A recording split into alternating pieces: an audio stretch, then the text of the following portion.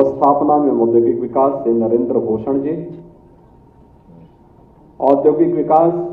और invest UP से जुड़े हुए हमारे सभी अधिकारीगण, प्रदेश के हमारे निवेशकर्ता, हमारे उद्यमीगण और नवनियुक्त मुख्यमंत्री उद्यमी मित्र योजना के अंतर्गत आज नियुक्ति पत्र प्राप्त करने वाले सभी हमारे युवा साथियों, मैं आप सबका आज के इस समारोह में हृदय से अभिनंदन करता हूं।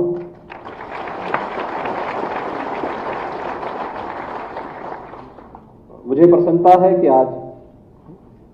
प्रदेश के अंदर नियुक्ति पत्र वितरण के इस कार्यक्रम में 102 निवेश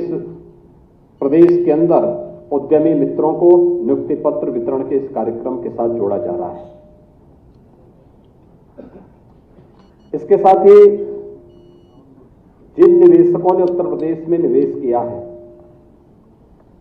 और सफलतम निवेश के बाद उनके इंसेंटिव वितरण के कार्यक्रम के साथ 232 करोड़ रुपए से अधिक के इंसेंटिव वितरण के कार्यक्रम आज यहां पर संपन्न हुए हैं। मैं इन सभी उद्यमियों को इस अवसर पर हृदय से सफलतम निवेश के लिए बधाई देता हूं। प्रदेश के अंदर सफलतापूर्वक चयनित मुख्यमंत्री उद्यमी मित्र योजना के अपने युवा साथियों का मैं हृदय से अभिनंदन करते हुए नियुक्ति के लिए उन्हें बधाई देता हूं, उनके परिजनों को बधाई देता हूं। ये हमारे 100 से अधिक जो उद्यमी मित्र आज यहां पर चयनित हुए हैं, मैं आज उन सबको इस बात के लिए आश्वस्त करने के लिए यहां पे बुलाया हूं कि आपने भी 14 दिन की अपनी ट्रेनिंग को देखा है और मुझे बताया गया कि इस दौरान आपने कुछ औद्योगिक स्थलों का और कुछ जो निवेश उत्तर प्रदेश में हुआ है उन उद्योगों का भी निरीक्षण किया है। जीवन की असली पारी अपने कैरियर को बनाने के लिए आपकी अब शुरू होने जा रही है और अगले 3 वर्ष के अंदर आप अगर अपने कार्यक्रमों के माध्यम से उत्तर प्रदेश के अंदर निवेश की इन संभावनाओं को आगे बढ़ाने में पूरी मजबूती के साथ करेंगे तो प्रत्येक माह आपके कार्यों का मूल्यांकन होगा। कार्यों के मूल्यांकन के साथ साथ वर्ष भर में भी आपके कार्यों को हम लोग मूल्यांकन करेंगे और 3 वर्ष के सफलतम कार्यकाल के उपरांत जो भी मुख्यमंत्री उद्यमी मित्र अपने कार्यकाल को यहां पे पूरा करेगा, अगर उसके बाद वो उत्तर प्रदेश शासन की औद्योगिक विकास से जुड़े हुए या विभिन्न हमारे औद्योगिक जो अथॉरिटी है उनमें या शासन की किसी भी सर्विस में वह नौकरी करने के लिए इच्छुक होगा तो एज में रिलैक्सेशन के साथ साथ स्पेशल वेटेज देने की भी विशेष कार्यक्रम को हम प्राथमिकता देते हैं।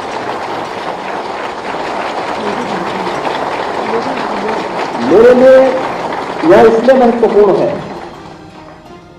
क्योंकि आज के दिन पर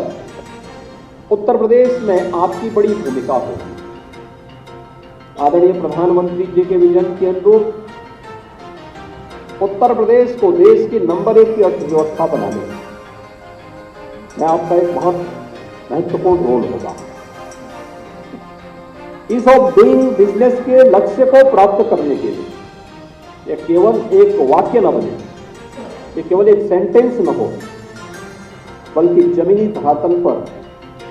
हम उसको व्यावहारिक स्वरूप भी प्रदान कर सकें। इस दृष्टि से आपकी एक बहुत बड़ी भूमिका होगी और इस दौरान आपको ये देखना होगा कि कहीं भी आपके ऊपर कोई उंगली उठाने का अवसर न प्राप्त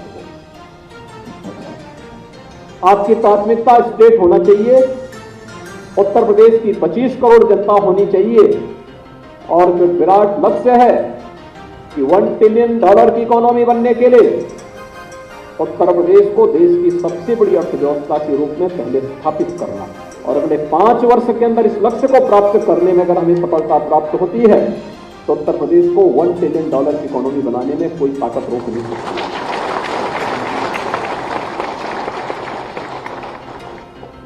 आज जैसे हम लोगों ने उद्यमी मित्र नियुक्त किए हैं, ऐसे ही कुछ माह पूर्व मैंने उत्तर प्रदेश के अंदर लगभग 1 वर्ष पहले हम लोगों ने चयन किए थे एस्पिरेशनल विकास खंड के लिए सीएम फेलोशिप योजना के अंतर्गत प्रत्येक विकास खंड में कार्य करने वाले ऐसे युवा जो उस विकास खंड में जाकर के उस विकास खंड को आकांक्षी विकास खंड से उभार करके एक सामान्य विकास की प्रक्रिया के साथ जोड़ने वाले विकास खंड के रूप में, ब्लॉक के रूप में स्थापित करने में योगदान दे सके। और मेरा एक्सपीरियंस बहुत अच्छा है। मैंने यद्यपि नियोजन विभाग में प्रतिमाह उनके कार्यों का मूल्यांकन हो रहा है, मैंने भी नियुक्ति के बाद एक बार उन्हें मुख्यमंत्री आवास में बुला करके उनके साथ अपना संवाद बनाया था और मैंने उनसे पूछा था प्रत्येक से कि भाई आखिर आप क्या कर रहे हैं, कैसे आप कार्य कर रहे हैं। सबसे बड़ी बात यह है कि जो 100 हमने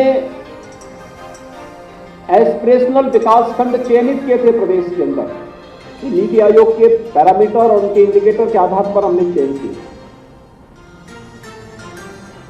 चयन के बाद हमने सुनिश्चित किया था कि यहां पे मैन पावर पूरा हो। कौन कौन से पैरामीटर ऐसे हैं जहां पर ये विकास खंड पीछे हैं और इसके लिए क्या प्रयास किया जाना चाहिए। पहले 3 महीने के अंदर ही जैसे ही हमने सीएम फेलोशिप योजना के अंतर्गत एक यूथ को उन विकास खंडों में चयन करके भेजा और उन्होंने कार्य करना प्रारंभ किया। सबसे बड़ी बात यह थी कि वे सभी जो यूथ हैं वे अपने अपने विकास खंड में ही रात्रि निवास करते हैं। किसी न किसी ग्राम पंचायत में प्रतिदिन उनका विजिट होता है। वहां पर जाकर के वहां के कार्यक्रमों के साथ जुड़ना और प्रतिदिन वहां की प्रोग्रेस को अपने